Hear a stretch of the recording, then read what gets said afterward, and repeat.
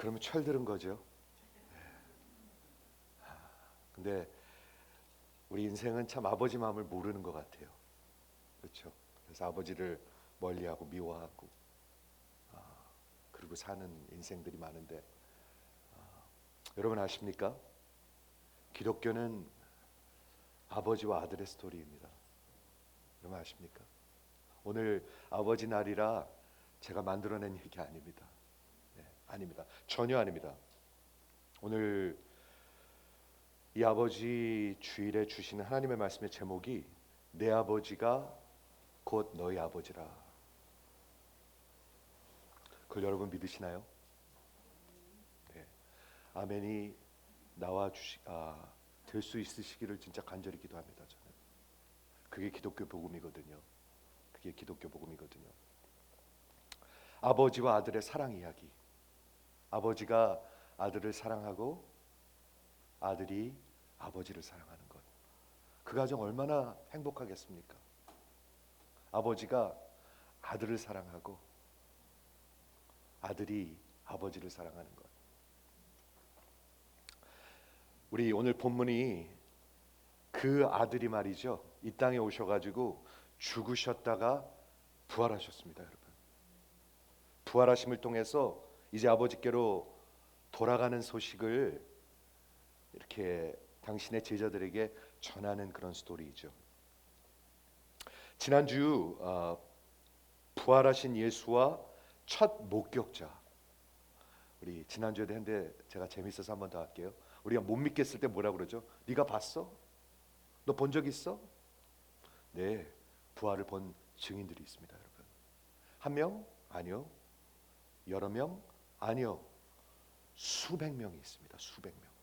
그리고 그 500명 이상이 한 번에 본 적도 있습니다. 이게 역사에 다큐멘트되어 있습니다. 여러분, 우리가 적당히 믿는 것이 아닙니다. 여러분들이 적당하다고 생각한다면 그건 여러분의 잘못된 생각입니다. 역사적인 사건이요, 아주 정확하게 법적인 그런 다큐멘트로 기록되어 있습니다. 처음에 그 첫 번째 목격한 사람이 다름 아닌 막달라 마리아였죠.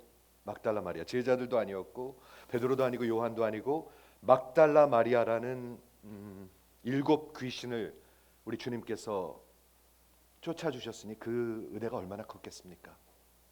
근데 그런 것 같아요. 은혜가 크면 더 사랑하는 것 같아요. 그렇죠? 여러분, 주님 사랑하십니까? 은혜가 크면 주님을 사랑하는 것 같아요. 그렇죠? 근데 그 막달라 마리아가 예수님의 십자가 발 앞에도 있었고, 그리고 부활하신 그 주일 아침에 제일 먼저 온 여인들 가운데도 있었고, 베드로와 요한이 왔다 갔는데도 불구하고 막달라 마리아는 그곳에 남아가지고 진짜 발을 동동 굴렸던 것 같아요. 발을 동동 굴렸던 것 같아요. 예수님의 시신이 없어졌으니까 발을 동동 굴리는데 막달라 마리아 앞에 예수님이 나타나 주셨습니다. 여러분, 그렇죠? 그래가지고 처음으로 목격자가 되는데, 막달라 마리아가 그 예수님을 알아보질 못했어요. 예수님을 몰라보는 게 참 슬픈 일인 것 같아요. 여러분, 예수님 알아보십니까? 이곳에 계신 예수님을 알아보십니까? 아니면 잘 못 알아보십니까? 그렇죠. 근데 예수께서 마리아야 라고 그의 이름을 부르실 때 마리아는 그 목자의 음성을 금세 알았습니다. 요한복음 10장에 있는 것처럼 양은 목자의 음성을 알고 따라갑니다. 알아야 따라가죠. 아니면 안 따라가죠. 그리고 그 예수님을 향해서 라보나이, 라보나이, 선생님 했죠. 아마 너무 놀랐을 것 같아요. 한번 상상을 해보십시오. 이 마리아는 예수님이 다시 살아나실 거라는 그런 소망 가운데 이 자리에 온 게 아니었던 것 같습니다. 믿음도 아니었던 것 같습니다. 그저 그분을 사랑하기 때문에 왔었습니다. 너무 놀라고 너무 기뻐서 그냥 털썩 엎어져 가지고 예수님의 발목을 붙들었던 것 같아요. 그래서 발목을 붙드니까 예수께서 나를 만지지 마라, 나를 붙들지 말라, 이런 뜻입니다. 내가 아직 아버지께로 올라가지 않는다. 아직 40일 동안 더 있을 거니까. 그런데 너는 내 형제들한테 가서 이르되 말하되 Go and tell them. 이게 부활의 증인들의 목적입니다, 여러분. 우리가 살아있는 목적입니다. 너희는 내 형제들한테 가서 내가 내 아버지 곧 너희 아버지 내 하나님 너희 하나님께로 올라간다 하라. 여기에 이 어마어마한 표현이 있습니다. 다른 어떤 종교에도 이런 거 없습니다. 없습니다, 여러분. 없습니다. 여러분 아십니까? 이슬람은 아브라함의 아들의 그 시초로 시작됐지만 쫓겨났잖아요. 그렇죠? 쫓겨났잖아요. 그 쫓겨나가지고 그 엄마와 쫓겨나가지고 광야에서 울잖아요. 아빠 아빠 하면서. 그래서 이슬람들 기도하는 소리 한번 들어보십시오. 그런 소리로 들립니다. 아빠를 찾는 목소리. 제가 이거를 터키에 갔을 때 어떤 선교사님이 해주는 설명을 들은 적이 있어요. 그 사람들 하루에 5번씩 기도해요. 근데 그 사람들이 한번 기도 소리를 들어보십시오. 아빠 없는 자식들이, 쫓겨난 자식들이 아빠 아빠 그러고 찾고 있는 목소리를 들리실 것입니다. 그런데 기독교 복음은 예수의 하나님의 아버지, 예수의 아버지가 우리 아버지십니다. 이거는 은유가 아니에요, 여러분. 이거는 좋은 소리가 아니에요. 듣기 좋은 소리가 아니에요. 법적 효력이 있는 그런 말씀이에요. 누구든지 저를 믿는 자, 영접하는 자, 그 이름을 믿는 자에게는 하나님의 자녀가 되는 권세, exousia, right to become children of God. 법적인 용어를 얘기하고 있습니다, 여러분. 여러분들은 어디서 그냥 죄송해요, 굴러다니는 그런 자식들이 아닙니다. 하나님의 법적인 자식들입니다. 그래서 이 승천하신다는 메시지는 곧 무슨 말이냐면 부활의 소식이죠. 살아나셨으니까 승천하시죠. 살아 계시다는 뜻이죠. 부활의 복음, good news를 전하기를 원했던 것입니다. 그래서 이 본문에서 이 첫 번째 목격자 증인 막달라 마리아가 역사적으로 부활하신 주님을, 여러분 그거 믿으시죠? 이건 동화가 아닙니다. 여러분 머릿속에는, 마음속에는 동화로 들릴지 모르지만 절대로 동화 아닙니다, 여러분. 이게 만약에 동화라면 기독교 같은 사기가 없습니다. 지난 2000년 동안 수십억을 사기친 겁니다. 그러면 그렇죠? 그런 사기 없습니다. 그러나 역사적 사건이라면 이거보다 더 큰 사건은 없습니다, 여러분. 여러분 돈 버는 것, 자식 잘 되는 것 이런 것보다 훨씬 더 큰 사건이겠지요. 부활이 사실이라면. 그렇죠? 왜냐하면 그 부활하신 주님이 이제 오셔서 심판하실 것이기 때문에. 한번 아멘 해보시겠어요? 아멘 안 하셔도 그분은 오십니다. 그렇죠? 그래서 내 형제들한테 가서 그리고 구하라 라고 말씀하시는데, 여기 처음으로 예수님께서 종이나 친구가 아닌 부활하신 예수님이 자기의 제자들을 형제라고 부르십니다. 놀라운 일입니다. 그렇죠? 처음으로 예수님이, 하나님이, 부활하신 하나님이 믿는 자들을 내 형제라고 부르십니다. 그렇죠? 그래서 내가 올라간다, 그 말은 내가 죽지 않았다, 살아났다, 내가 부활하였다를 전하라는 것입니다, 여러분. 그걸 믿는 것이 기독교 신앙입니다. 안 그러면 다 죽은 신앙들이죠. 그렇죠? 둘째로 내 아버지, 내 아버지가 곧 너희 아버지라고 말씀하는 것은 예수님의 아버지가 우리 아버지예요. 한번 아멘 해보시겠어요? 예수님의 아버지가 우리 아버지예요. 그런데 분명히 여기서 예수님께서 말씀하시는 내용을 들어보면 우리 아버지라고 말씀하시지 아니하시고 내 아버지 그리고 너희 아버지, 분명한 차이를 두시고, distinction, 분명히 다른 차이를 두시고 말씀하십니다. 어떤 차이가 있죠? 예수님은 하나님의 정말 뚜렷이 구별되는 관계로 영원 전부터 아들이시고요, 우리는 입양된 아들들입니다. 기분 안 좋으세요? 입양됐다니까. 하나님의 입양된 아들도, 이게 기독교 복음이거든요. 이게 기독교 교리거든요. 팔레스타인에서 예수님 당시에 그 후사가 된다는 것은요, 그 아버지가 마지막 정할 때까지 결정되지 않습니다. 그때 당시에 문화가 어떤 거였냐면 굉장히 강력한 가부장 제도이기 때문에 아버지가 절대적인 권한을 갖고 있었습니다. 자식들이 태어나도요, 정말 성숙해가지고 후사가 되기 전까지는 마치 종과 같았습니다. 아버지의 소유권이었습니다.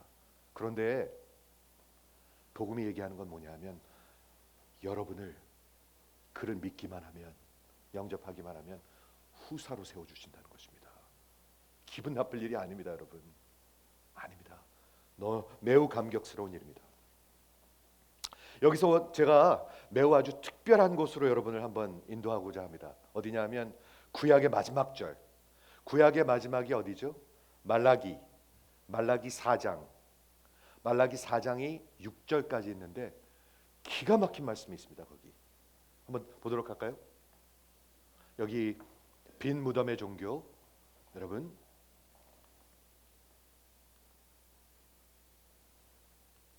여기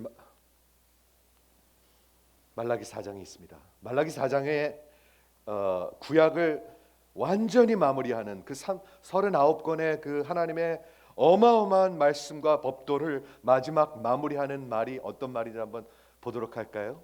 오늘 아버지 주일날, 아버지 날 참 어울리는 말씀일 것입니다. 한번 보도록 하겠습니다. 제가 한번 먼저 읽을게요. 너희는 내가 호렙산은 시온산과 같은 산이죠. 호렙에서 온 이스라엘을 위하여 내 종 모세에게 명한 곧 율례와 법도를 기억하라. 하나님의 말씀을 기억하라고 말씀하십니다. 보라, 여호와의 크고 두려운 날이, 또 여호와의 크고 두려운 날이 이제 이를 것인데 이르기 전에 내가 선지자 엘리야를 너희에게 보내리니. 그리고 6절 마지막 절입니다. 구약의 마지막 절. 그가 아비의 마음을 자녀에게로 돌이키게 하고 자녀들의 마음을 그들의 아비에게로 돌이키게 하리라. 놀라지 않으십니까? 놀랍지 않으십니까, 여러분? 이게 구약의 마지막 절입니다. 뭐가요? 엘리야가 와가지고 아비들의 마음을 자녀에게로 돌이키게 하고 자녀들의 마음을 아비에게로 돌이키게 하리라. 만일 돌이키지 아니하면 두렵건대 내가 와서, 하나님이 오셔서 저주로 그 땅을 칠까 하노라 하시니라. 저는 이게 기가 막힌 것 같아요. 구약의 성경이 마무리되는 이 말씀, 뭐로 막을 내리는가 한번 들여보면 크고 두려운 여호와의 날이 곧 올 것이다. 저 좀 한번 보시겠습니까? 크고 두려운 여호와의 날이 올 것입니다, 여러분. 지난주에도 우리 부활은 여러분들에게 회개를 요구한다고 말씀드렸습니다. 왜? 하나님 심판하시기 때문에. 그러니까 십자가를 붙들어야죠. 그러니까 적당히 믿어서는 안 되죠. 그러니까 왔다 갔다 하면 안 되죠. 크고 두려운 여호와의 날이 오고 있는데, 즉 하나님이 승리하실 것입니다, 여러분. 하나님은 손해 보지 않으실 것입니다. 승리하실 것입니다. 그리고 그날에 우리 하나님께서 공의의 심판을 하실 것인데, 그 주제 안에서 여러분들에게 우리 하나님이 말씀하시죠. 첫째는 뭐를 말씀하시죠? 하나님의 법도 말씀을 기억하라. 여러분, 하나님의 말씀 사랑하셔야 합니다. 귀를 기울이셔야 합니다. 여기서 떠나 있다는 것은 하나님한테서 떠나 있다는 것과 같습니다. 그 하나님의 약속을 신뢰하고 순종하고 그리고 사랑하라, 이렇게 말씀하고 있습니다. 그렇죠? 그게 4절이고요. 그 다음에 5절을 보면 그날이 오기 전에 우리 하나님께서 하실 일이 있는데 선지자 엘리야를 보낼 것이다. 우리 하나님이 약속을 지키셨나요? 네, 분명히 지키셨습니다, 여러분. 하나님 약속 안 지키시는 법이 없는 분이십니다. 하나님은 진실된 분이십니다. 그렇기 때문에 신뢰할 수가 있습니다. 우리가 진실되지 아니하지 하나님은 반드시 약속을 지키십니다. 그렇죠? 그래서 엘리야를 보낼 것인데 기억하십니까? 예수님이 이 땅에 오시기 전에 세례 요한을 보내셨습니다. 그렇죠? 그래가지고 그가 엘리야와 같이 예수의 길 첩경을, 예수의 오심을 준비했죠. 마치 왕이 오기 전에 옛날에는요, 지금도 그렇죠. 어느 대통령이 어디 가기 전에 먼저 그를 지키는 사람들을 먼저 보내죠. 그래서 다 검사를 하고 그가 안전한가 다 길을 준비하게 되죠. 그런데 예수님 왕의 왕이 오시기 전에 세례 요한을 보내셔가지고 그 길을 준비하게 하셨습니다. 기억하시죠? 그리고 이제 예수가 오셔서, 메시아가 오셔서, 그리스도가 오셔서 하시는 일이 뭡니까? 아비들의 마음을 자녀들에게 돌이키게 하고 자녀들의 마음을 아비들에게 돌이키게 할 것이다. 왜 수많은 표현 가운데 이런 표현을 하셨을까요? 그것이 예수 복음의 역사입니다, 여러분. 그것이 성경에서 말씀하시는 복음의 역사인데 뭐예요? 돌이키게 하는 역사. 돌이키게 하는 역사. 그냥 껍데기로 하는 거 아닙니다. 절대로 아닙니다. 기독교 복음은 돌이키게 하는 역사. 돌이키게 하는 역사. 복음은 우리를 돌이키게 하는데요, 매우 radically 돌이키게 합니다. 우리 지난주에 제자반에서 이거 같이 나눴는데요, 여러분 중생을 하면은요 몇십 년 걸려서 변하는 게 아니에요. 그 자리에서 변해요. 사울이 바울이 되듯. 여러분 속아서 잘못하면 속아 살아요. 진짜 중생하면 radically 변하고 180도 변해요. 어떤 분이 그런 표현을 하셨어요. 180도 변해요. 사울이 바울 된 거 기억하시죠? 사도행전 9장에. 그래서 우리의 방향을 완전히 바꾸게 하는 것이 기독교 복음의 역사입니다. 어떻게 돌이킨다고요? 아비들의 마음을 자녀들에게 돌이키게 한다. 요즘 여러 가지 생각이 많이 드실 거예요, 여러분. 아무리 나이가 들어도 말이죠, 아버지가 기억나잖아요. 그렇죠? 저도 우리 아버지 많이 기억해요. 30년 전에 돌아가셨는데 말이죠, 지금도 꿈을 꾸고 기억해요. 진짜예요. 우리 아버지가 저보다, 지금 제 나이보다 5살 어렸을 때 돌아가셨어요. 그러니까 얼마나 속이 상하겠어요, 제가요. 지금요. 그냥 제가 사는 건 덤으로 사는 인생 같아요, 저는요. 그래서요. 제가 지금 그렇게 나이 많지는 않은데 저보다 5살 어렸을 때 돌아가셨어요. 아주 성실한 아버지셨어요. 그냥 밤낮 일해서 자기를 위해서는 단 1푼도 한 푼도 안 쓰고 그냥 가족들 위해서 다 그렇게 사시는 아버지셨어요. 아버지랑 저랑 관계는 그렇게 매끄럽지는 않았었어요. 그냥 제가 오만하니까 그렇죠. 제가 오만하고 제가 잘났으니까 그렇죠. 맨날 아버지한테 그냥 대들고 맨날 아버지한테 큰 소리치고. 근데 너무나 죄송해요. 그게 평생 죄송해요. 그렇죠.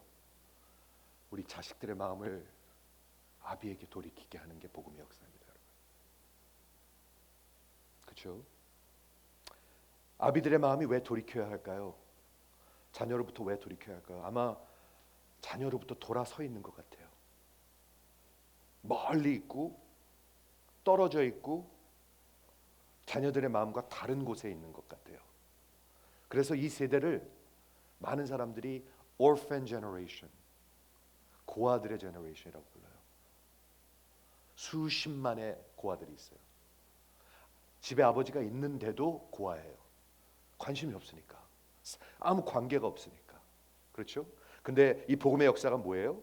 아비들의 마음을 자녀에게 돌이키게 하는 역사.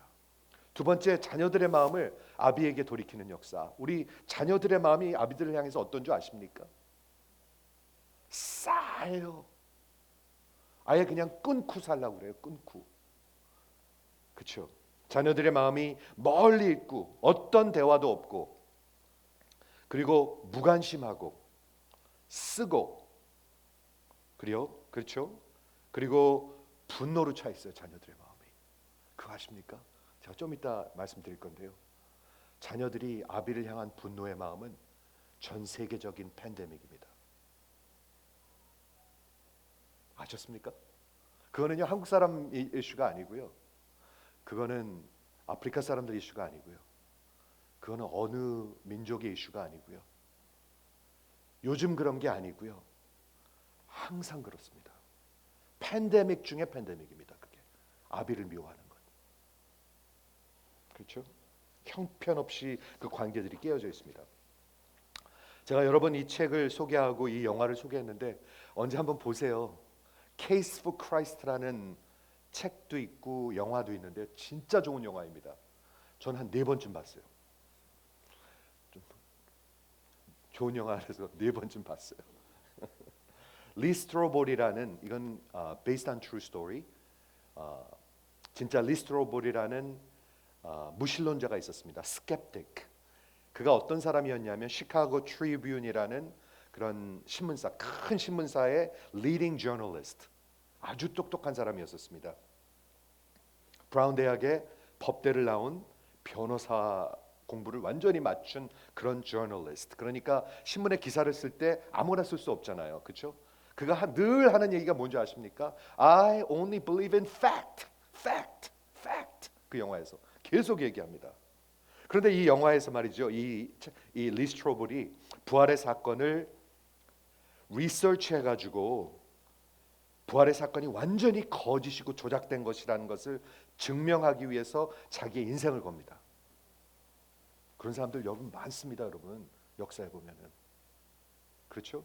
6개월이라는 시간을 보냅니다. 그래서 이 똑똑한 사람이 말이죠, 그 법적으로 기독교 그 부활의 사실이 완전히 거짓이고 기독교는 그러므로 정말 팩트가 아닌 거짓, 포니한 그런 것에 서 있는 종교다라는 것을 증명하기 위해서 이 사람이 6개월을 보내요. 그래가지고 유명한 고고학자, 유명한 의사, 유명한 그런 psychologist, 정신과 의사 막 찾아다니면서 이걸 리서치하기 시작합니다. 그런데 하루는 어떤 정신과 의사, 유명한 여자 정신과 의사를 찾아갑니다. 그래가지고 여러분 기억하시죠? 고린도전서에 보면 500여 명이 한 번에 부활하신 예수님을 본 사건이 있습니다. 그것을 그래서 믿지 않는 사람들이 그것을 부인하기 위해서 theory를 하나 만들어내는데 hallucination theory. 그 사람들이 다 hallucinate 한 것이다. 그래서 그거를 확인하기 위해서 이 리스트로볼이 이 정신과 의사를 찾아갑니다. 그런데 그 정신과 의사를 찾아간 리스트로볼이 자기가 듣고 싶어하는 그런 말들은 하나도 이 의사가 하지 아니하고, 만일 500명이 한 번에 hallucinate 해가지고 부활한 예수를 볼 수 있다면 그 기적이 부활보다 더 큰 기적이다, 이렇게 말을 합니다. 그러니까 기분이 팍 상했어요. 자기가 듣고 싶은 얘기를 하나도 안 해줘요. 그런데 이 정신과 의사가 뜬금없이 질문을 하나 던집니다. 뜬금없는 질문. 이럴 때 쓰는 말인 것 같아요. 뜬금없는. 그것은 뭐냐면 리스트로볼한테 이렇게 말합니다. 이제 나가려고 그러는데 Mr. Lee, 한국 사람 부르는 것 같죠? Mr. Lee, by the way, what is your relationship with your father like? 뜬금없이 리스트로볼에게 당신의 아버지와 관계가 어떻습니까? 하고 묻습니다. 그러니까 얼마나 당황했겠어요, 그렇죠? 리스트로볼이 당황해가지고 Why ask? 이런 식으로 대답을 했겠죠. 그런데 그 리스트로볼이 그때 당시 아버지와의 관계가 없었습니다. 살아 있었는데 그 아버지를 미워하고 마음이 아주 썼어요. 그 영화에 나와요. 이게 실화예요.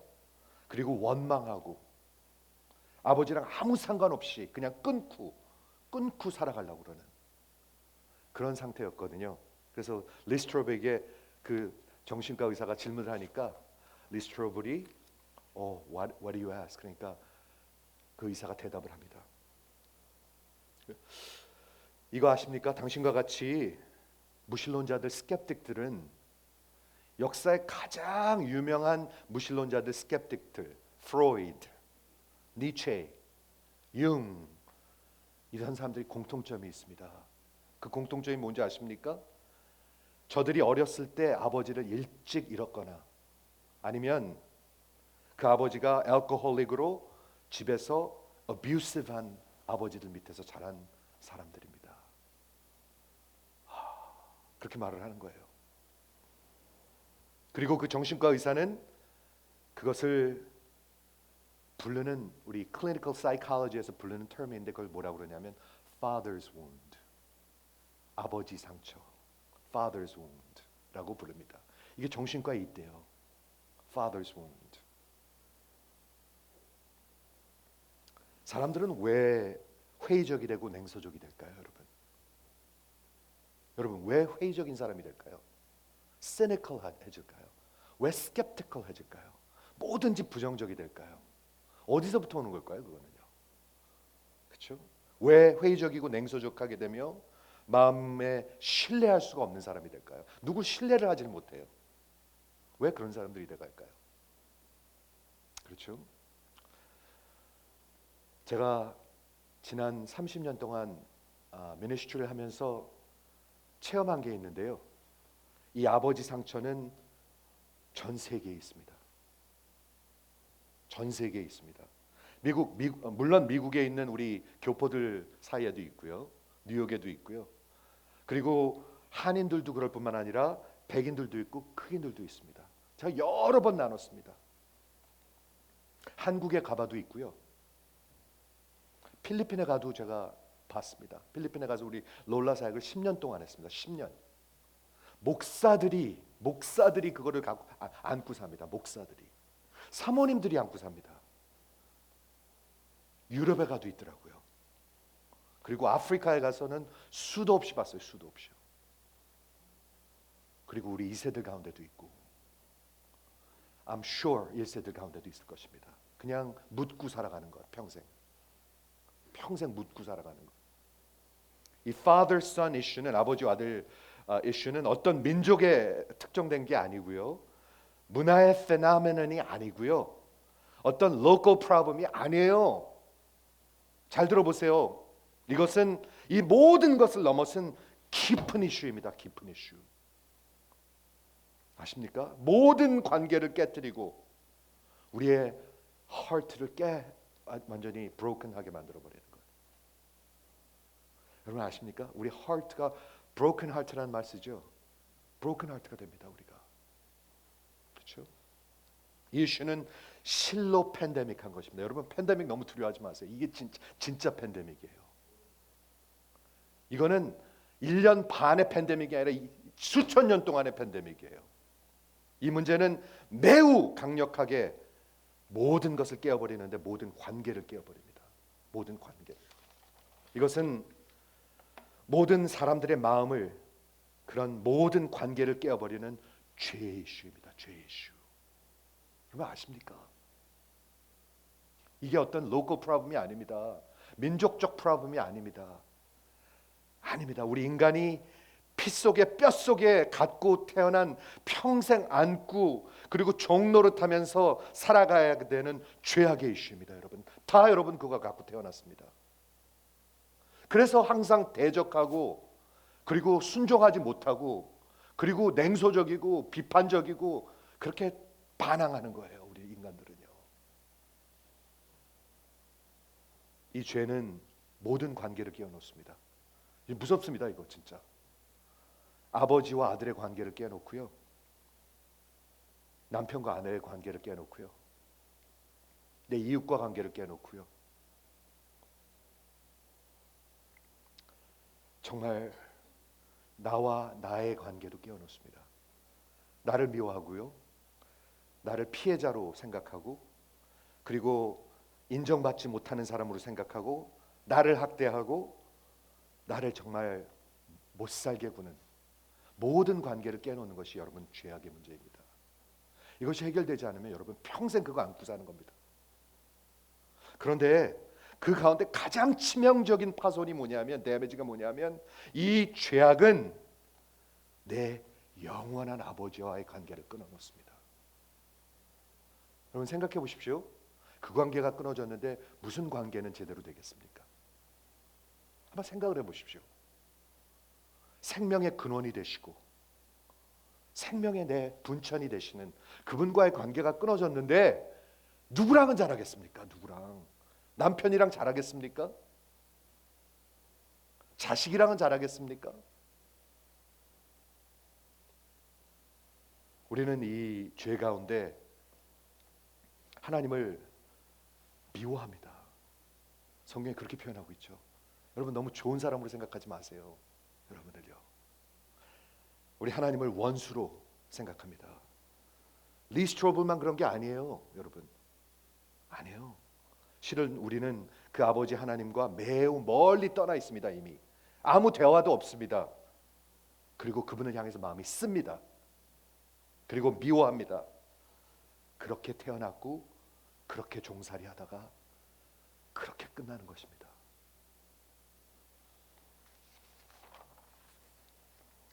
예수님이 말씀해 주신 유명한 아버지와 아들의 스토리가 있습니다.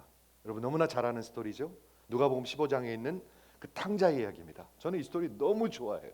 저는 이게 가장 기독교 복음의 스토리라고 생각해요. 그렇지 않겠습니까? 예수님이 해주신 말씀인데. 그렇죠? 한 아버지가 있었는데 두 명의 아들이 있었습니다. 우리 집이랑 똑같아요. 우리도 두 명인데. 근데 저는 이 스토리 별로 안 좋아해요. 그래서 예. 한 아버지가 두 명의 아들이 있었는데 작은 아들이 하루는 아버지에게 상상할 수 없는 어처구니 없는 말을 합니다. 특히 당시 고대 유대 문화에서는 가부장적인 문화이기 때문에 아버지에게는 자식을 향한 절대적 권위가 있었습니다. 그 아들이 후속사 그 에어가 되기 전에는 마치 자녀들은 뭐라 그러죠? 소유와 같았었습니다. 종과 같았습니다. 그런데 그 아들이 감히 한번 들어보세요. 감히 하루는 아버지에게 자기의 상속과 분깃을 달라고 요구를 합니다. 이거 배은망덕한 놈입니다. 누가 아버지가 죽지도 않고 아프지도 않은데 이거 달라고 그럽니까? 아주 배은망덕한 놈입니다. 근데 놀랍게도 아버지가 별 저항 없이 그냥 다 내어줍니다. 아마도 아버지가 그 아들을 알았던 것 같아요. 얼마나 요게 삐뚤어지고 못된 놈인지 알았던 것 같아요. 그리고 곧 그 작은 아들이 자신의 모든 것을 챙기고 아버지를 떠나 멀리 갑니다. 아버지를 떠나서 멀리 가죠. 그리고 그곳에서 방탕한 생활을 하고 모든 재산을 탕진해 버립니다. 그렇죠? 그리고 그곳에 심한 가뭄이 오게 됩니다. 같이 상상하세요. 그래가지고 이 탕자가 작은 아들이 몹시 배고프고 절박한 이 상황에 이르니까 유대인 청년으로서 상상도 할 수 없는 잡을 잡게 됩니다. 그렇죠? 유대인 청년들은 돼지를 먹을 수도 없고 돼지를 생각할 수도 없었죠. 유대인들은. 그런데 어떤 잡을 잡았냐면 돼지 우리 안에서 돼지를 키우는 일을 잡을 잡습니다.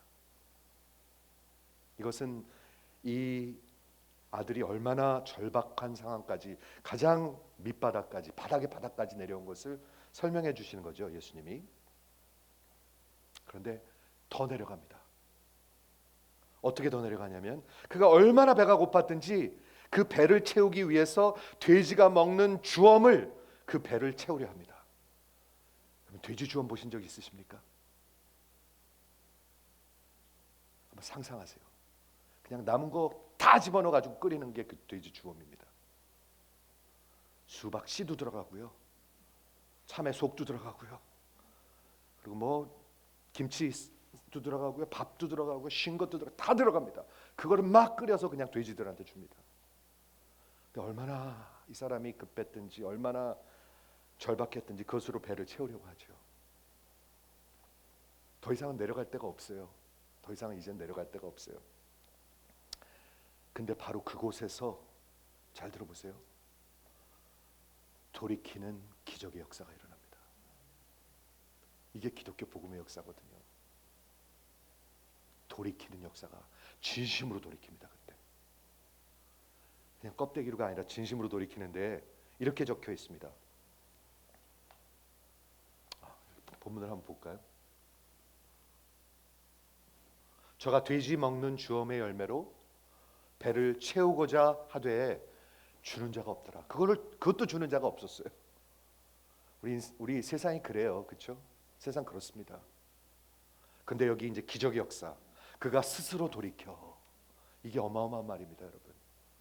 우리 말은 잘 표현이 잘 안 돼 있는 것 같아요. 어떻게 스스로 돌이켜요? 그렇죠? 성령의 역사죠.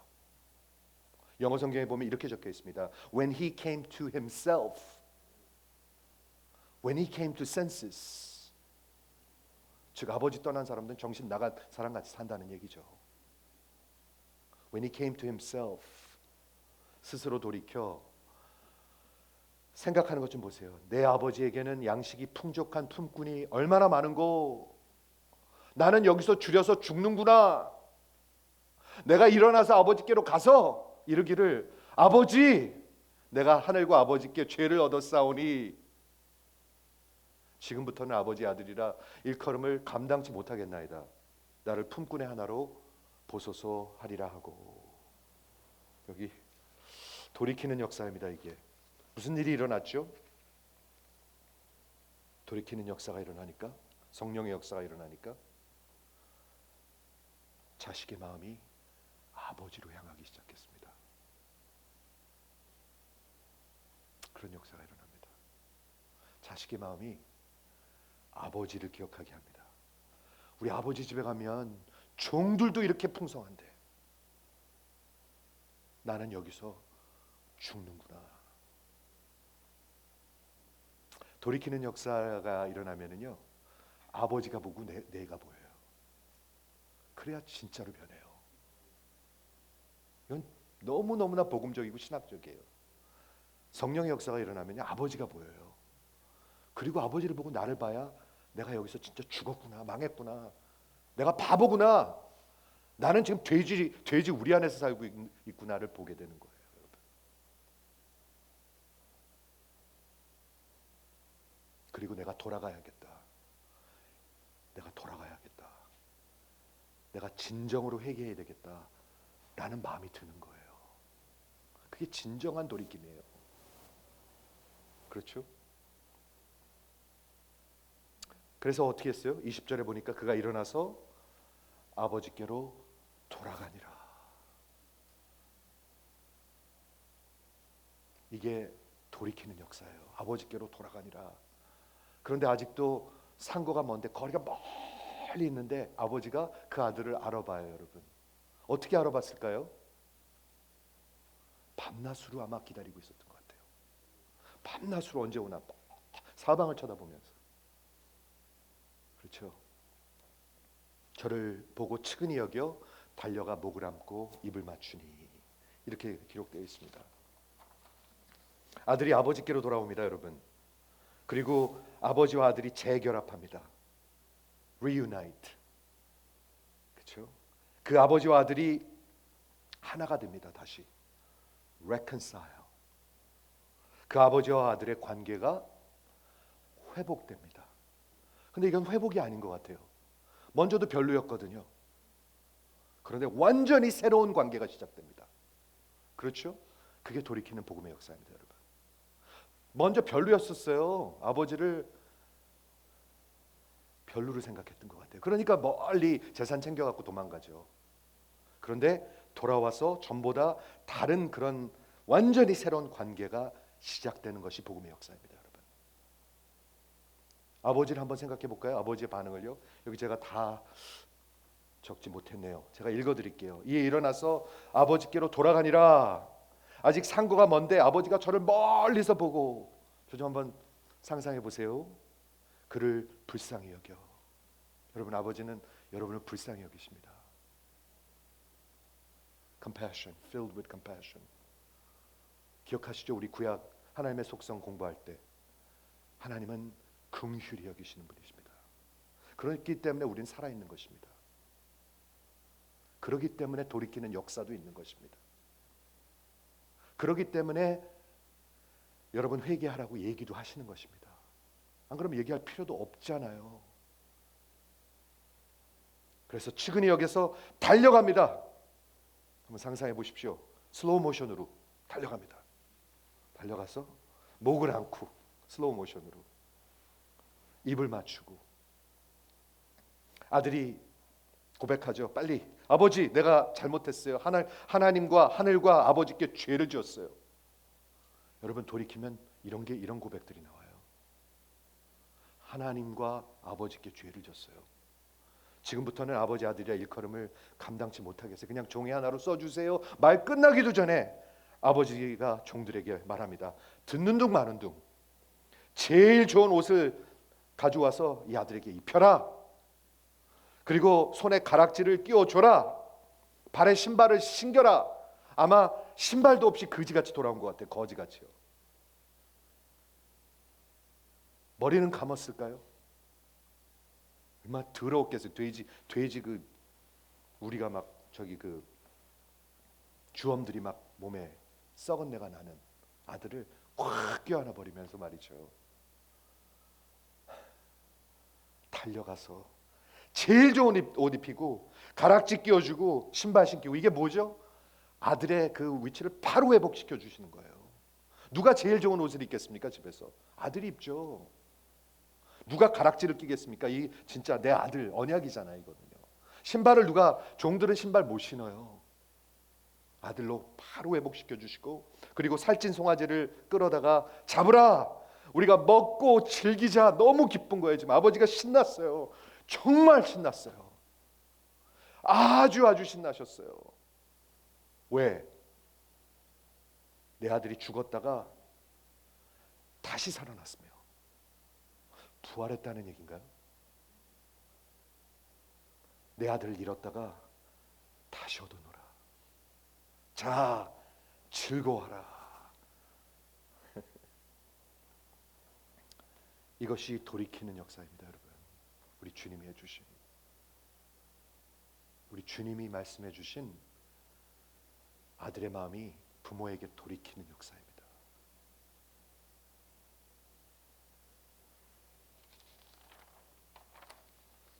여러분 우리 아버지 마음 한번 생각해 보시겠어요? 아까 우리 찬양 들었죠? 내 마음이 나의 마음이 아버지의 마음을 알아. 여러분 아십니까? 아십니까? 제가 어렸을 때 아버지 맨날 속삭일 때는 말이죠. 너무 잘나가지고 아버지가 너무 우습게 보였어요.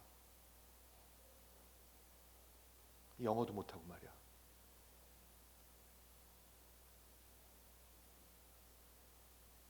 일하는 것도 그렇고. 그렇죠? 아버지가 너무 형편없어 보였어요. 아니 죄송해요. 그 정도 그렇진 않았는데 그냥 너무 그냥 별로로 보였어요. 근데 지금 생각해 보면 너무 죄송해요. 평생 죄송해요. 저는. 평생 죄송해요.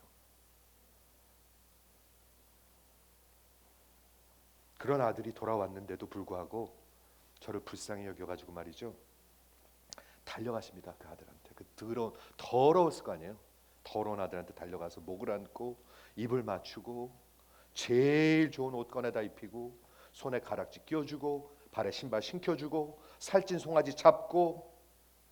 왜? 내 아들이 죽었다가 다시 살아났다. 여러분 돌이키는 역사는 부활의 역사입니다. 부활의 역사입니다, 여러분. 죽었던 영혼이 살아나는 것이 예수를 믿게 되는 것입니다. 그게 부활의 복음의 역사입니다, 여러분.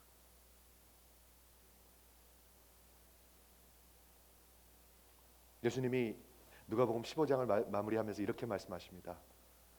바로 이렇게 죄인 하나가 돌아오면 하늘에서 아버지께서 이렇게 기뻐하시느니라. 여러분 돌아오십시오. 그럼 하나님이 그렇게 기뻐하실 것입니다. 아버지가 그렇게 기뻐하실 것입니다, 여러분. 그냥 건성으로 하지 마십시오. 냉소적인 마음으로 살지 마십시오. 쓴 마음으로 살지 마십시오. 우리 인생이 그렇게 길지도 않은데.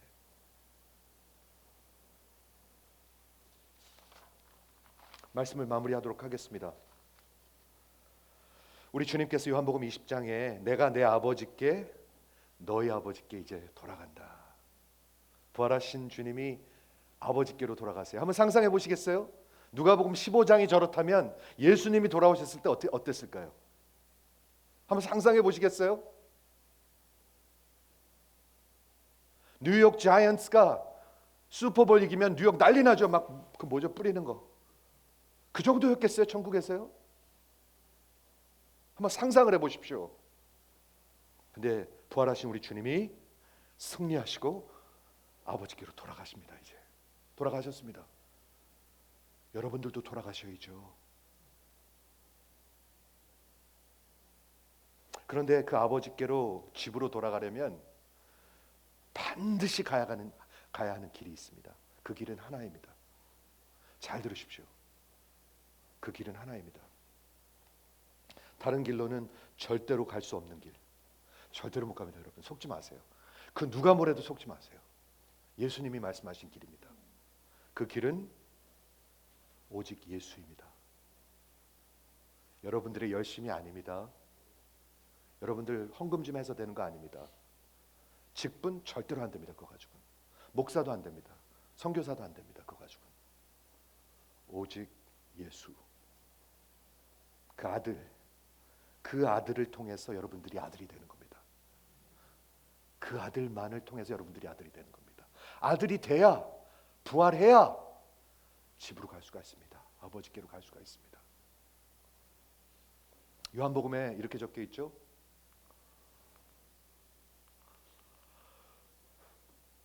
영접하는 자, 곧 그 이름을 믿는 자들에게는 하나님의 자녀가 되는 권세를 주셨으니.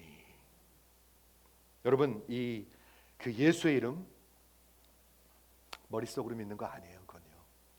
예수의 이름, 그분의 십자가에서 내 죄를 위해서, 아까 죄가 다 부셔놓는다고 그랬죠. 죄가 모든 것을 부셔놓는 우리 피 속에 뼈 속에 있는 팬데믹한 그런 죄악임, 그런 것입니다. 그 죄를 완전히 도말하시고 그리고 부활하셔서 이제 우리가 갈 수 있는 길을 열어주신 것입니다. 갈 수 있습니다, 여러분. 그래서 그분을 통해서. 그리고 여기 권세를 주셨다는 말씀이 있죠. 그게 무슨 말인가? 권세를 주셨다는 말은 하나님의 법적인 자녀가 됐다는 것입니다, 여러분. 후사가 됐다는 말입니다. 아까 처음에 말씀드렸습니다. 여러분, 여호와는 나의 목자시니, 우리 하나님이 우리의 목자시고요, 우리는 양인 것은 은유입니다. 은유. 마치 그렇게 목자를 의지해야 되는 은유이죠. 그렇지만 하나님이 우리의 아버지가 되셨다는 것은 은유가 아닙니다. 그것은 관계입니다. 복음의 진리입니다. 영원히 끊을 수 없는 관계입니다.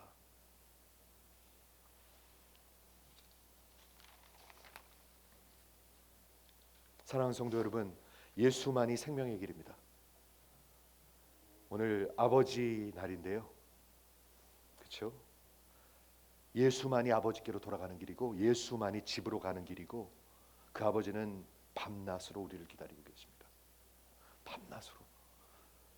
저 자식이 언제 돌아오나? 저 자식이 언제 돌아오나?